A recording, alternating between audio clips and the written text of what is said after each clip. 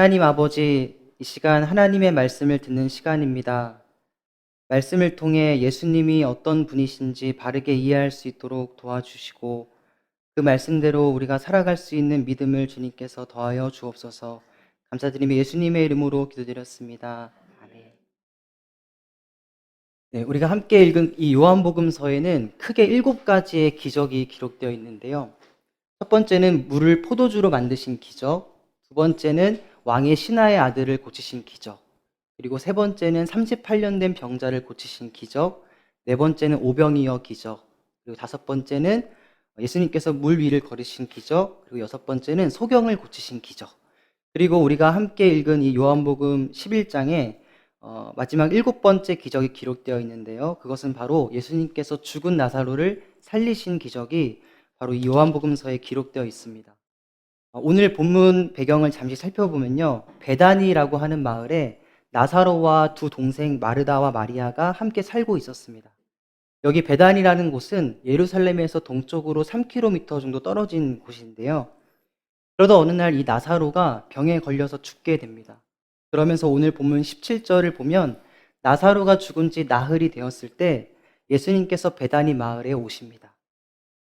당시에는 수많은 유대인들이 이 마르다와 마리아의 오라비의 일로 위문하러 오고 가던 중이었습니다. 그때 예수님께서 베다니에 오셨다는 소식을 들은 이 마르다와 마리아가 서로 상반된 태도를 보이는데요. 마리아는 집으로 돌아가 버리고 마르다는 예수님을 만나러 옵니다.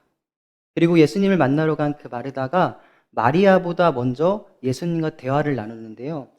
오늘 설교 말씀은 이 예수님과 마르다의 대화 내용을 통해 예수님이 어떤 분이신지 함께 말씀을 나누려고 합니다. 먼저 본문 21절을 보면 마르다가 예수님을 만나자마자 예수님께 여쭙습니다. 예수님, 주께서 여기 계셨더라면 내 오라버니가 죽지 않았을 것입니다. 이 말은 마르다가 예수님을 만났을 때 처음으로 내뱉었던 말인데요. 오늘 이 말씀을 준비하면서 당시의 마르다의 상황을 보면 예수님께 충분히 그렇게 말할 수 있겠다는 생각이 들었습니다. 왜냐하면 마르다가 했던 이 말을 이후에 마리아도 똑같이 예수님께 말을 하거든요. 그러니까 아마 마르다와 마리아는 오빠가 병에 걸려서 힘들어하는 그 모습을 옆에서 지켜보면서 두 자매가 서로 이렇게 말했을 것 같습니다. 야, 왜 이렇게 예수님 안 오시냐? 예수님 오시면 오빠의 병이 나을 수 있을 텐데 이전에 예수님 정말 많은 기적들 행하신 분이시잖아.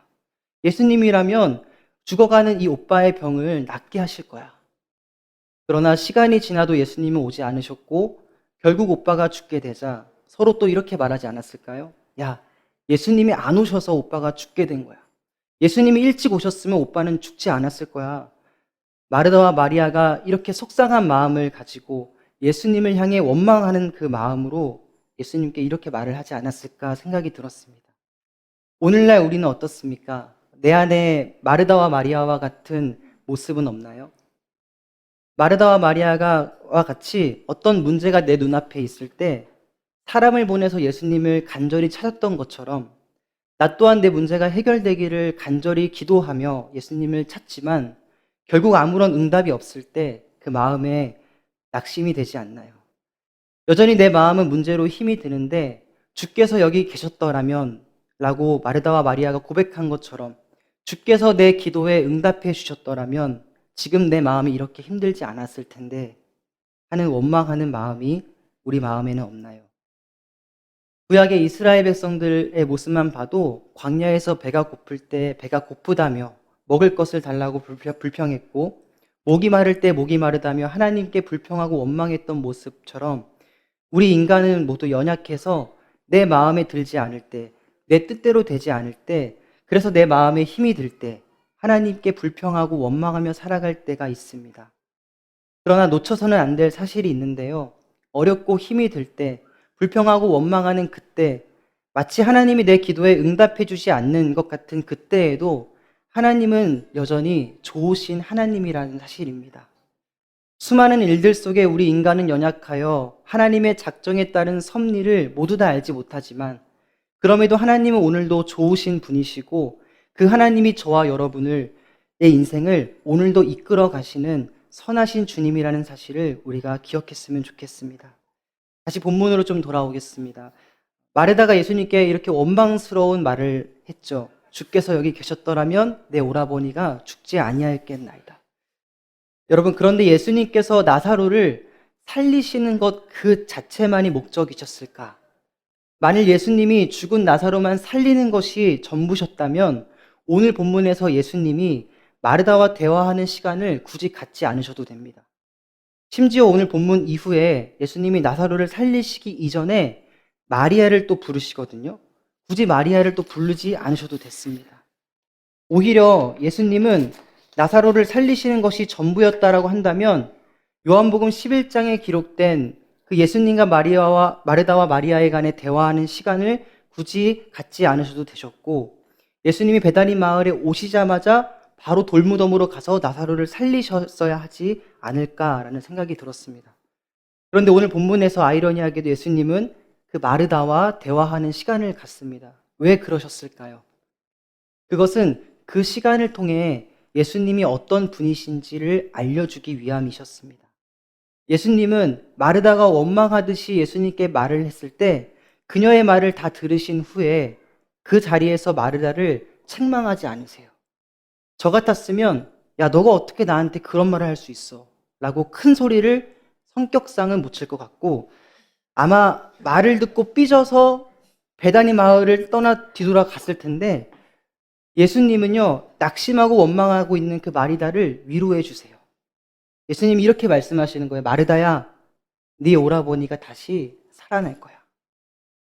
여러분, 하나님은 우리가 처한 그 문제를 절대 외면하지 않으시고 모른 채 하지 않으시고, 심지어 문제로 인해 불평하고 원망하는 그 우리에게 하나님은 책망이 아닌 위로를 전해주시는 좋으신 아버지이십니다. 그러면서 예수님께서 마르다에게 자신이 어떤 분이신지 스스로를 드러내 보이시는데요. 우리가 함께 본문 말씀을 읽도록 하겠습니다. 요한복음 11장 25절에서 26절까지의 말씀을 함께 읽겠습니다. 시작. 예수께서 이르시되 나는 부활이요 생명이니 나를 믿는 자는 죽어도 살겠고 무릇 살아서 나를 믿는 자는 영원히 죽지 아니하리니 이것을 네가 믿느냐. 아멘. 예수님께서 말씀하세요. 마르다야, 나는 부활이요 생명이다. 오늘 우리가 예배를 드리면서 함께 신앙을 고백하지 않았습니까? 사도신경 때도. 그 사도신경 마지막 문장에도 이런 문장이 기록되어 있죠. 몸이 다시 사는 것과 영원히 사는 것을 믿사옵나이다. 예수님께서 오늘 자신을 부활이요 생명이라고 소개하십니다. 이 말씀이 의미하는 것은 이것입니다. 예수님이 마르다에게 이렇게 말씀하시는 거예요. 마르다야, 나는 부활인데 그 까닭은 내가 생명이기 때문이야. 내가 생명의 주인이고 내가 생명의 근원이야. 그러면서 예수님이 이렇게 말씀하시죠. 마르다야, 나를 믿는 자는 죽어도 살겠고 살아서 나를 믿는 자는 영원히 죽지 아니할 거야. 여기 25절에 죽어도라는 말의 원어는 그가 죽을지라도 라고 번역이 되어 있습니다. 다시 말해 예수 그리스도를 믿는 자는 그가 죽을지라도 계속 살리라는 말씀이고, 26절에 살아서 라는 말은 성령으로 거듭나서 예수님을 믿는 자는 영원히 죽지 않고 산다라는 말로써 이 25절과 26절의 두 말씀은 사실 같은 말씀을 두 번 반복해서 하신 말씀입니다. 그 핵심은 뭡니까? 믿는 자는 죽지 않고 영원히 산다라는 것입니다.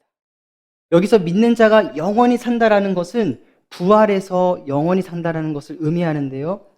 여기 부활에는 크게 두 가지 의미가 있습니다. 첫 번째는 우리가 잘 아시는 것처럼 마지막 날 이 세상이 다 끝이 날 때 예수님께서 이 땅에 오실 때 믿는 신자는 새로운 육체의 몸을 입고 부활을 하게 된다는 것을 의미합니다. 그래서 사도 바울은 이렇게 고백합니다. 로마서 8장 11절 말씀을 제가 읽도록 하겠습니다. 예수를 죽은 자 가운데서 살리신 이의 영이 너희 안에 거하시면 그리스도 예수를 죽은 자 가운데서 살리신 이가 너희 안에 거하시는 그의 영으로 말미암아 너희 죽을 몸도 살리시리라. 아멘. 그리고 부활의 또 다른 한 가지 의미가 있는데요. 그것은 부활이 먼 미래적인 일뿐만 아니라 이 땅에서도 예수님을 믿는 신자들은 이미 영적으로 부활한 사람들이라는 사실입니다.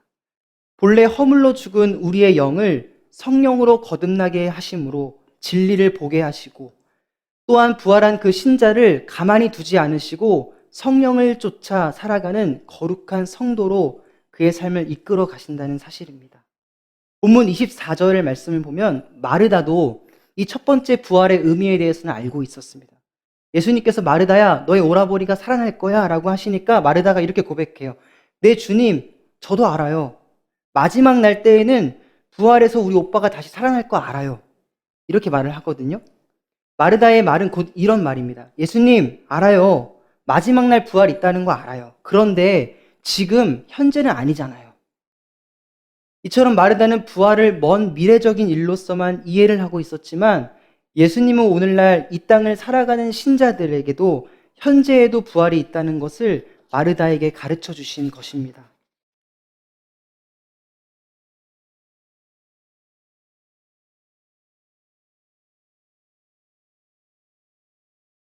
20, 네.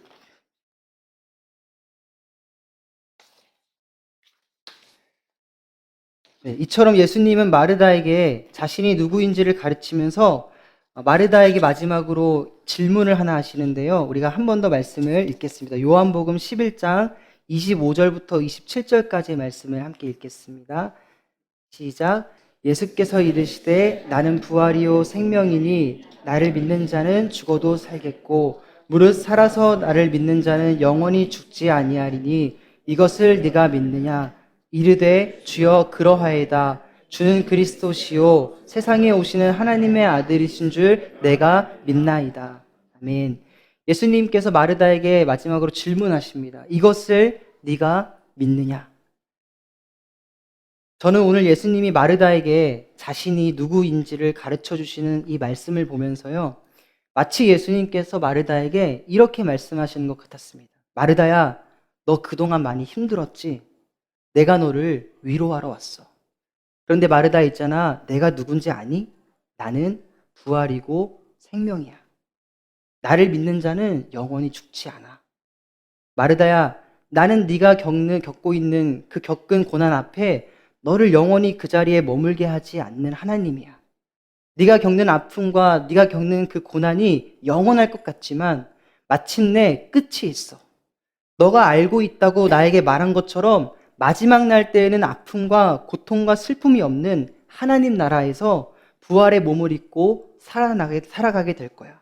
그런데 마르다야, 마지막 날 부활하게 될 뿐만 아니라 나를 믿는 자는 현재 이 땅에서 이미 부활의 생명을 입고 살아가는 자라는 것을 기억하길 바래. 나는 이 땅에서 영적으로 부활의 생명을 입고 살아가는 자들을 고난 앞에 계속 머무르게 두지 않고 힘이 들겠지만 오늘도 성령을 쫓아 살아가도록, 거룩한 삶을 쫓아 살아가도록 나의 뜻 가운데 너를 붙들고 너를 이끌어가는 너의 하나님이야. 마르다야, 이것을 네가 믿느냐? 라고 말씀하시는 것 같았습니다. 이후에 마르다가 보는 눈앞에서 오빠가 살아나는 장면을 보았을 때 마르다의 마음에 어떤 마음이 있었을까요? 와, 정말 내가 보고 싶어 하던 오빠가 살아나서 너무 기쁘다. 야, 정말 내가 알았다고 말한 것처럼 부활이 있구나 생각했을 것입니다. 그러면서 또 이런 생각을 하지 않았을까요? 야, 정말 예수님께 말씀처럼 오빠가 지금 살아난 것을 보니까 부활이 현재에도 있구나. 나는 영적으로 부활의 생명을 입고 살아가고 있구나 라는 것을 깨닫지 않았을까요? 이처럼 예수님께서 부활이요 생명이라는 사실이 이 땅을 살아가는 신자가 겪는 절망의 상황 중에서도 소망을 품을 수 있게 되는 이유가 되는 것 같습니다. 라이프교회 성도 여러분, 오늘 말씀을 통해 주님이 다시 오실 그날 부활할 것을 소망하는 그 믿음을 혹시 잃어버리신 분이 계시다면 우리 다시 한번 그 부활을 소망하는 믿음을 가지고 살아가셨으면 좋겠습니다. 그리고 마지막 날 뿐만이 아니라 이 땅에서 영적으로 부활한 신자임을 기억하며 부활의 생명력을 지닌 자로서 내일에 맡겨진 삶의 자리에서 주님께서 오늘 이 시간에 무엇을 원하시는지 주님의 뜻을 구하며 주님을 신뢰하며 믿음으로 살아가시는 저와 여러분이 되었으면 합니다.